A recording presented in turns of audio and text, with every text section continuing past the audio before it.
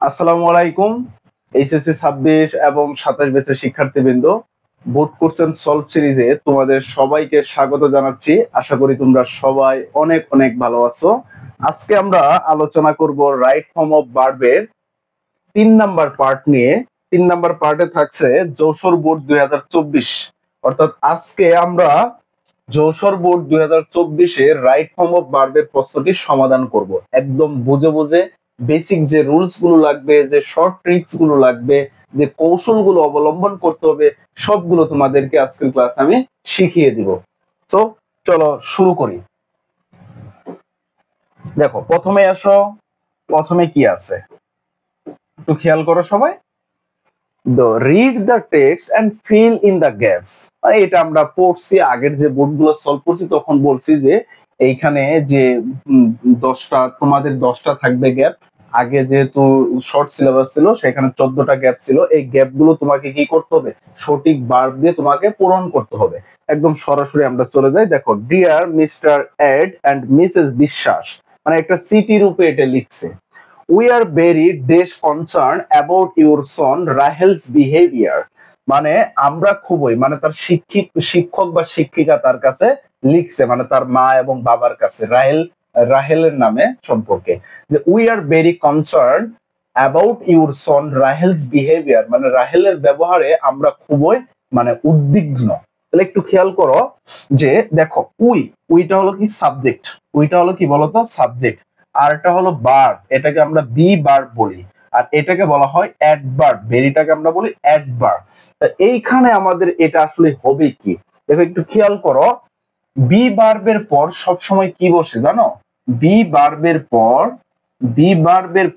Adjective বসে, অথবা adjective বসে, অথবা কি বসতে পারে, অ্যাডভার্ব প্লাস অ্যাডজেক্টিভ বসতে পারে। অ্যাডভার্ব প্লাস কি বসতে পারে বলতো? অ্যাডজেক্টিভ। তাহলে এটা বি, এটা হলো কি অ্যাডভার্ব, তাহলে এটাকে আমাদের অ্যাডজেক্টিভ করে ফেলতে হবে। অ্যাডজেক্টিভ করতে হলে এর সাথে যদি আমরা ইডি যোগ করি তাহলেই সেটা অ্যাডজেক্টিভ হয়ে যাবে, অর্থাৎ কনসার্নড। ঠিক আছে, ইডি যোগ করে তাহলে কি, we are very concerned about your son Rahel's behaviour. ঠিক আছে, তারপরেরটা দেখো, he display truant from school 3 time last month. একটু খেয়াল করো, এই যে লাস্ট মান্থ, দেখো লাস্টের সাথে যাই থাকুক না কেন, বলতো কি বলছি, লাস্টের সাথে যদি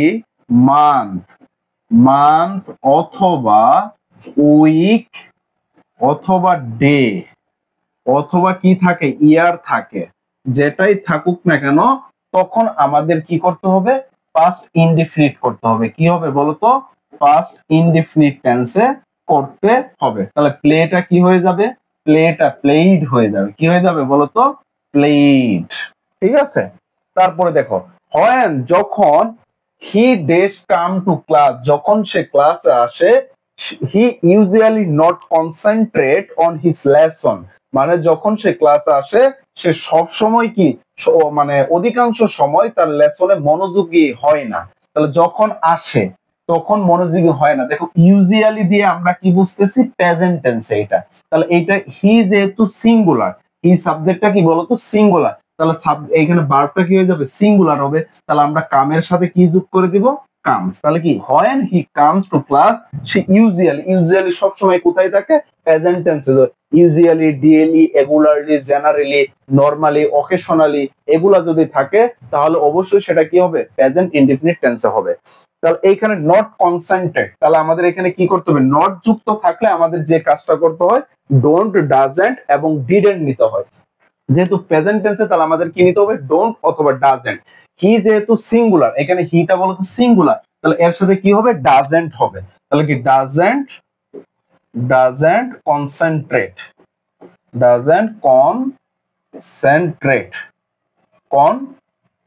সরি একটু খেয়াল করো, দেখ কনসেন্ট্রেট বানানটা ভুল হয়ে গেছে, কনসেন্ট্রেট। ঠিক আছে, কনসেন্ট্রেট। ঠিক আছে, ডাজেন্ট কনসেন্ট্রেট হবে।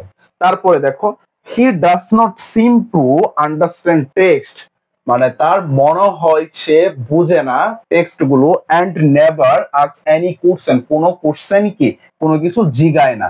তাহলে দেখো তো এটা কি প্রেজেন্ট টেন্স আছে, দেখো প্রেজেন্ট টেন্স আছে, তাহলে হি ডাজ, তাহলে এইখানে সাবজেক্টটাই কি হি, হি এর সাথে আক্সটা কি হয়ে যাবে, এর সাথে এস যোগ হয়ে যাবে, তাহলে হি আক্স। ঠিক আছে, এনি কোশ্চেন মানে তার মনে হয় সে কোনো কিছু বুঝে না, কোনো টেক্সট বা কোনো কিছু আনসারও জিগায় না। দ্য অনলি টাইম মানে এই টাইমে he dash show any initiative is in dash make excuse for not to have dash do his homework মানে মানে মানে এই টাইমে সে দেখায়, তাহলে এইখানে হিটা কি সিঙ্গুলার, তাহলে শোটা কি হয়ে যাবে বলতো, শোস হয়ে যাবে। এন্ড ইনিশিয়েটিভ ইজ ইন, ইনটা কি বলতো প্রেপোজিশন, প্রেপোজিশনের পর সবসময় কি হয় ভার্বের আইএনজি হয়, তাহলে মেকটা কি হয়ে যাবে বলতো মেকিং হয়ে যাবে, মেকটা কি হয়ে যাবে মেকিং হয়ে যাবে। তারপরে দেখো ফর এক্সকিউজ মানে অনেক এক্সকিউজ থাকে, অনেক মানে তার মানে ধরো অনেক ধরনের অজুহাত থাকে। ফোরটা কি প্রিপোজিশন, প্রিপোজিশন হ্যাভটা কি হয়ে যাবে বলতো হ্যাভিং হয়ে যাবে। তারপরে এখন দেখো ডেজ ডো হিজ হোমওয়ার্ক মানে সে অনেক মানে অজুহাত দেখায়, মানে তার ইটা কি হয়নি শেষ হয়নি, তার হোমওয়ার্কটা কি হয়নি শেষ হয়নি, মানে হোমওয়ার্কটা করা হয়নি, তাহলে হোমওয়ার্কটা কেউ না কেউ করবে, তাই এইখানে কি হবে ডান হবে, মানে পেসিভ হয়ে যাবে, মানে পার্টিসিপল হয়ে যাবে। একটা সেন্টেন্সে ভার্ব অনেকগুলো হলে পার্টিসিপল করতে হয় বা ভার্বের আইএনজি এটা করতে হয়, বা এটা তুমি এরকম ভাবে করতে পারো যে অনেক এক্সকিউজ দেখায় বা অনেক অজুহাত দেখায় সে তার কি মানে হোমওয়ার্কটা এখনো করেনি, তাহলে প্রেজেন্ট পারফেক্ট তুমি করতে পারো, মানে হ্যাভ ডানও তুমি দিতে পারো, তাহলে আনসার হয়ে যাবে।